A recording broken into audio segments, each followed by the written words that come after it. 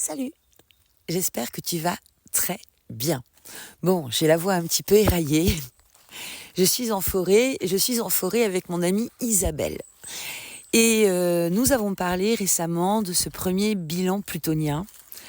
Le bilan numéro 1, je pensais qu'il y en aurait 2, mais en fait peut-être qu'il y en aura 3 parce que celui-ci s'invite de manière un peu inattendue sur des révélations qui interviennent. Tu sais, c'est ce truc quand tu te mets dans une activité qui te soulève à un moment donné dans ton flow et où à la fois dans ton état d'hyper-concentration sur ce que tu es en train de faire, il y a comme une fenêtre à l'intérieur de toi qui s'est ouverte et là tu as des révélations ou des levées de blocage qui peuvent se produire. Bon, c'est vraiment comme ça que m'est apparue l'idée, la mention du podcast que je te partage aujourd'hui. Et je vais le centrer sur l'activation de l'opposition Mars-Pluton qui doit intervenir le 3 novembre prochain. Et j'ai pensé que le titre « Teste tes réflexes » pourrait être un excellent support pour voir un petit peu le bilan un peu plutonien martien qui s'invite ici. Alors l'axe qui est vraiment souligné là, c'est l'axe Cancer-Capricorne. Donc Cancer, symboliquement la vie privée, l'espace public. La vie privée, l'espace familial, l'espace intime, l'intérieur de la maison et la maison en elle-même, où voyage en ce moment l'énergie martienne qui a une tendance à se présenter de manière défensive, mais avec une sensibilité exacerbée. Mars en Cancer, dans son sentiment de défense, il peut avoir des formes de réponse où il peut surréagir en fait. Il y a quelque chose de très compulsif dans le Mars en Cancer, une action qui vient du ventre, une action viscérale et qui va se déclencher, alors pour les plus sensibles d'entre nous, et on va voir peut-être ce qui pourrait être les critères de sensibilité par rapport à cette action de Mars en Cancer, qui va déclencher des réactions plus ou moins disproportionnées. C'est vraiment une dynamique qui est très réactive, naturellement, plus que active, Mars en Cancer. Mars en Cancer, il y a une dimension qui flirte quand même avec l'instinct de survie. C'est pour ça qu'on va parler quand même des réflexes et qu'on va parler du travail plutonien des réflexes. Mars en Cancer, c'est la défense du clan, de la tribu, de l'essence, de l'endroit d'où je viens, de mes racines les plus profondes, de là où j'ai été nourrie. Donc on a ce lien du ventre qui nous aide à comprendre pourquoi l'action de Mars en Cancer, mais qui va durer un bout de temps parce qu'il est là pour très longtemps. Mars en Cancer, il ne fait pas que passer. On l'a pendant plusieurs mois, un coup en marche avant, un coup en marche arrière. Il va croquer un peu sur le lion et il rebasculera en Cancer. Je mettrai dans le billet de blog associé à ce podcast les dates précises parce que là, je les ai pas. Je les ai pas en mémoire. Je les ai pas intégrées. Mais c'est une énergie qui va être présente quand même pendant pas mal de temps. Pluton en face. Donc ça, c'est l'action de Mars, ici. Et Pluton en face, donc dernier degré du Capricorne, 29e degré du Capricorne. On connaît par ailleurs la particularité contenue dans la symbolique de ce 29e degré, qui est un degré, alors a fortiori en Capricorne, un degré d'expertise. Mais on a le même degré d'expertise dans tous les 29e degrés. Mais on a vraiment ce niveau de combat des boss quand on a comme ça des planètes qui s'affrontent sur un axe à 29 degrés. Donc l'autre boss, super boss quand même, c'est celui qui est rarement vaincu, voire certainement jamais vaincu, cette force plutonienne. La dynamique plutonienne en Capricorne, qui est lancée en fait pour son bouquet final et qui vient appuyer, titiller, envoyer une impression de puissance écrasante face au Mars en Cancer, donc la réactivité viscérale, le sentiment d'être attaqué, le sentiment d'insécurité, l'insécurité sur ce qui nous compose, sur l'axe de notre vie privée jusqu'à notre vie publique, donc sur notre vibration, c'est un axe fondamental dans une carte du ciel. L'axe fond du ciel, milieu du ciel, maison 4, maison 10, analogie Cancer, Capricorne. C'est un axe fondamental, aussi fondamental et peut-être même plus fondamental que l'axe ascendant-descendant, qui est aussi l'axe maison 1, maison 7, qui est le je et le nous. C'est vraiment une structuration, c'est une structuration énergétique, c'est la quadrature du cercle énergétique, donc c'est très important.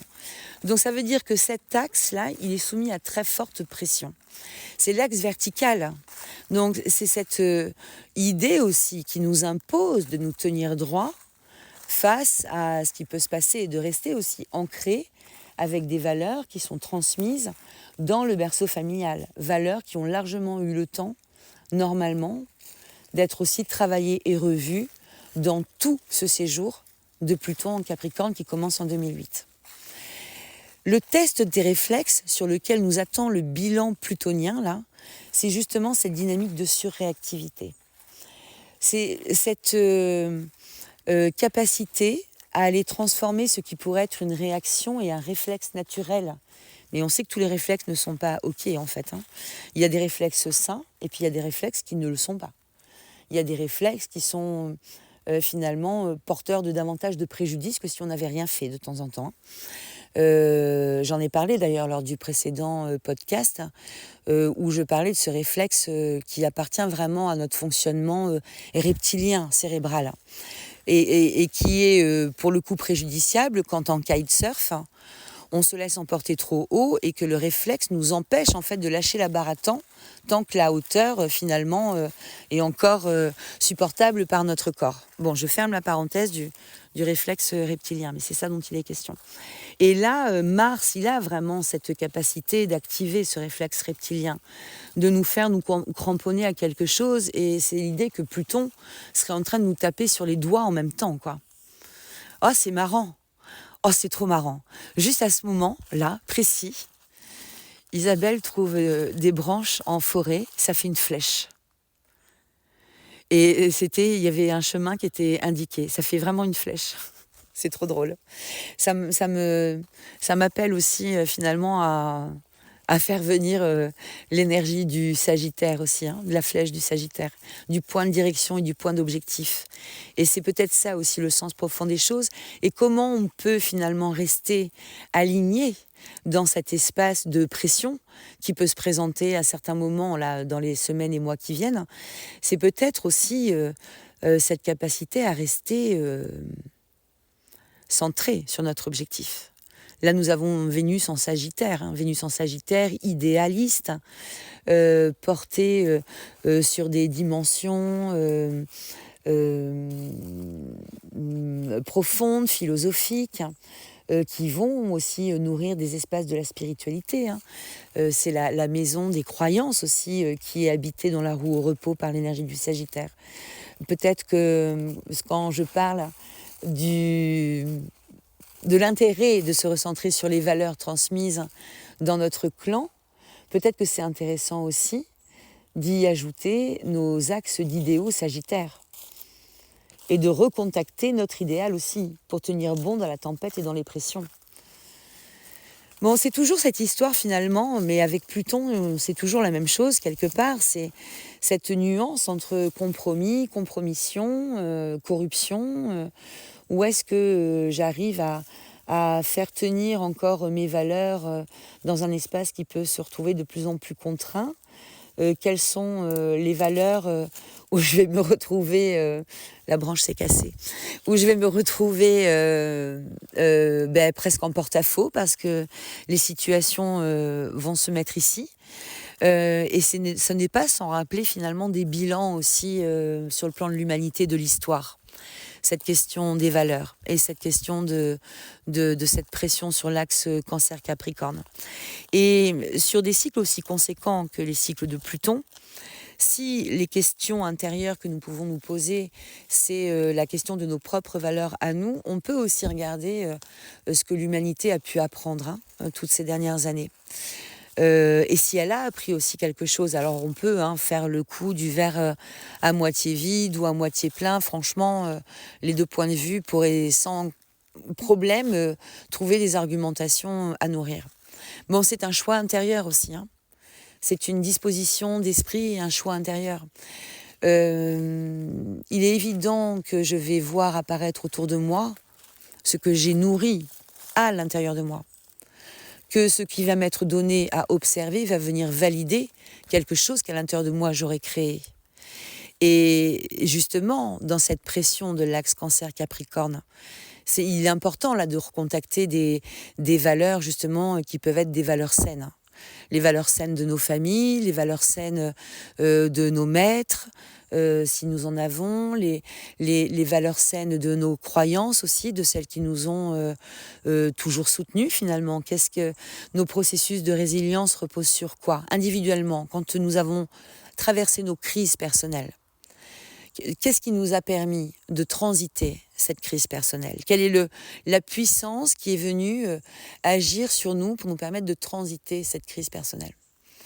Eh bien, cette force-là, elle est à présent acquise, même si on peut se sentir très troublé et très déstabilisé. Cette force-là, elle fait partie des accès, des choses auxquelles on accède par le réflexe sain de Mars en Cancer aussi. C'est la dimension de confiance aussi sur laquelle on s'appuie dans l'espace du Cancer, dans l'espace de la famille, dans l'espace des valeurs, qui nous permet au coup de vent plutonien de se dire « Ok, je suis équipée, je suis enrichie, j'accepte la contrainte plutonienne parce que je sais dès à présent que si j'y résiste, je vais me blesser. » Et plutôt que de rentrer dans une dynamique frontale, radicale, qui ressemble vraiment à une extraction dentaire, Pluton face à Mars en Cancer, Pluton en Capricorne, Mars en Cancer, moi je vois une extraction dentaire, mais on sait que, justement, médicalement parlant, quand on procède à une extraction dentaire, souvent il y a quand même quelque chose qui est de l'ordre du mieux-être. On résiste.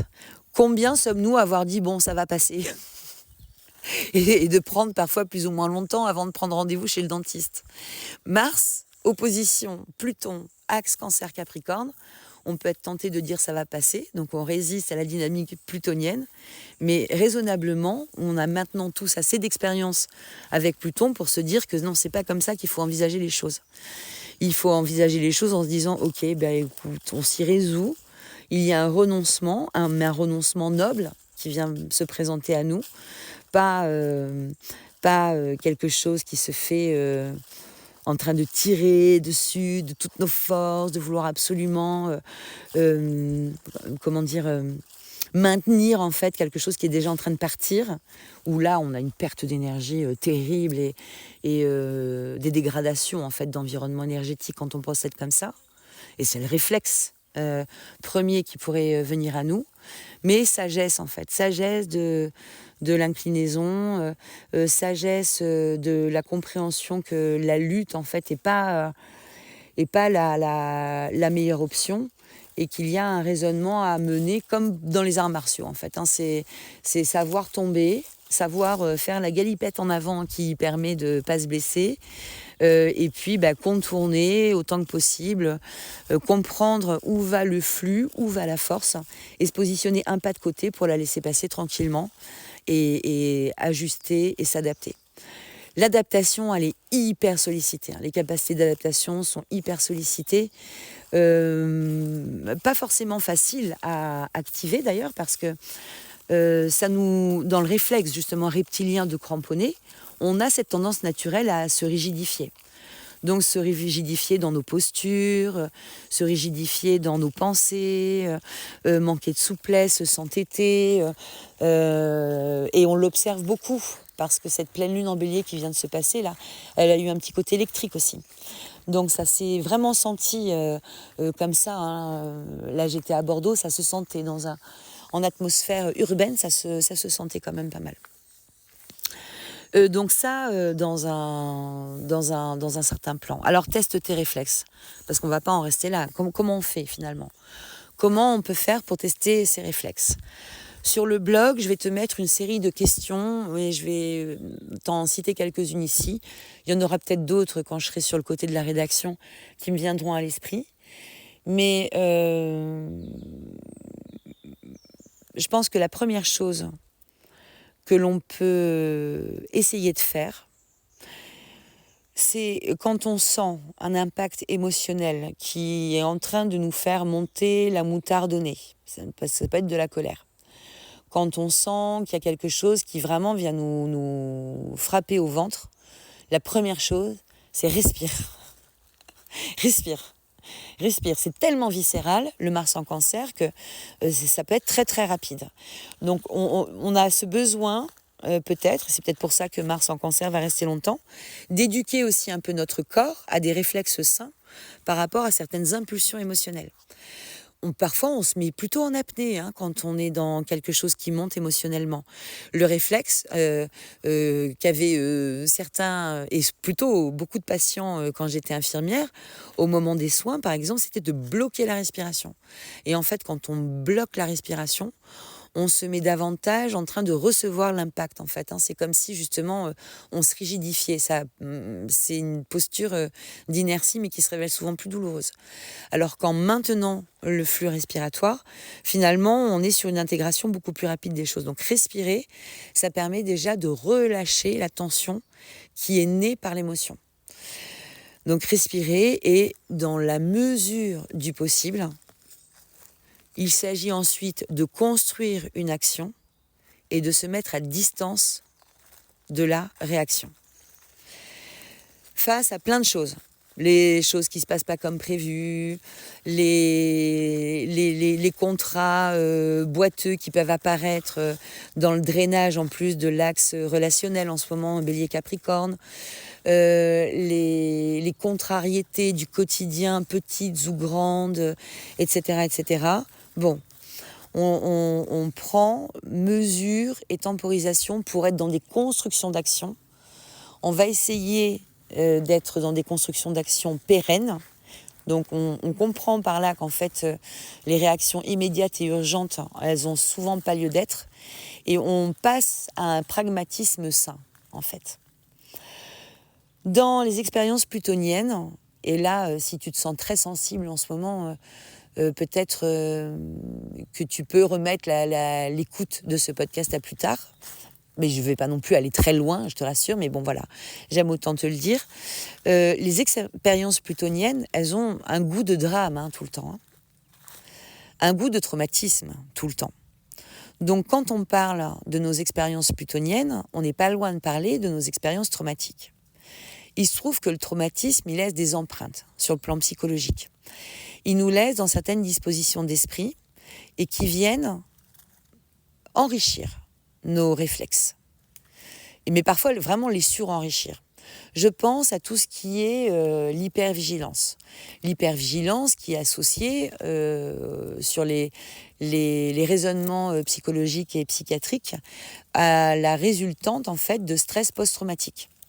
Un stress post-traumatique, c'est quand on a ce vécu finalement de passer à côté de la mort. Et Pluton, c'est quelque chose qui nous fait passer à côté ou à travers la mort. C'est la traversée du cercle de feu, vraiment, tel qu'on peut le voir.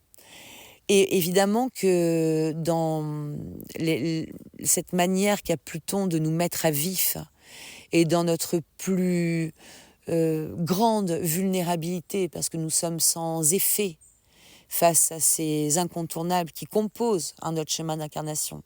La naissance, la mort, le passage à vide, la dynamique douloureuse, la dépression, la maladie, tout ça.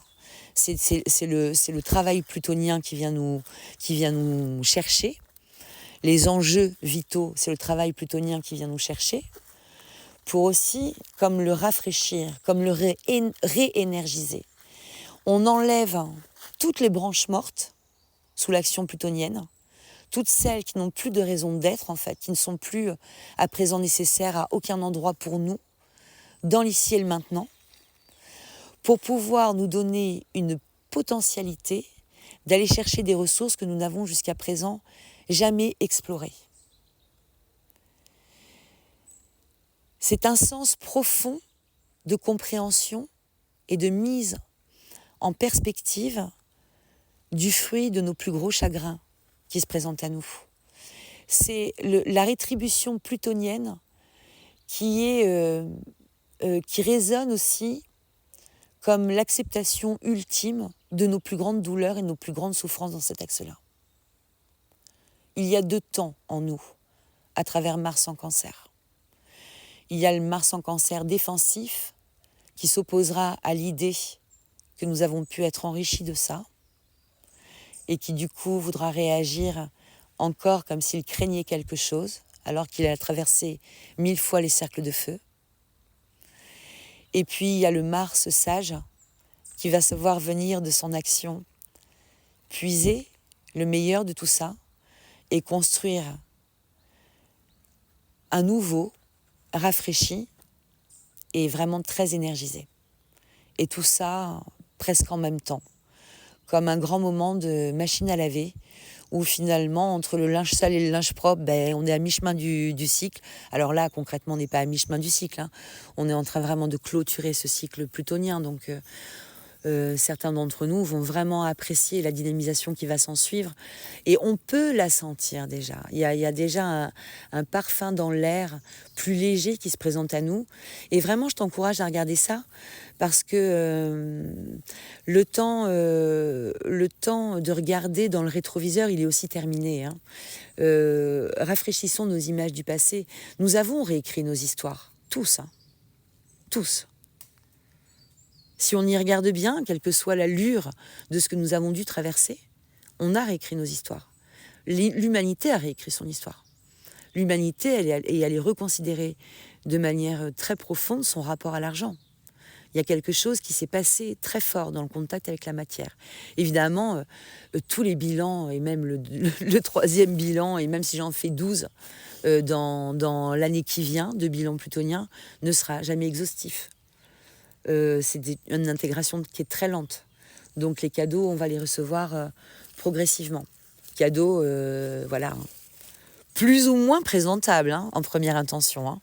De temps en temps, ça ressemble quand même au colis Amazon qui s'est pris toutes les embûches sur son parcours. Mais quand même, à l'intérieur, c'est pas mal. La mécanique plutonienne, elle fait tellement penser à la mécanique de création du diamant. Ce charbon, ces atomes de carbone mal rangés, mal présentés, noirs, mais qui procurent quand même une certaine énergie, qui sont capables de produire de la chaleur et une énergie tout à fait intéressante.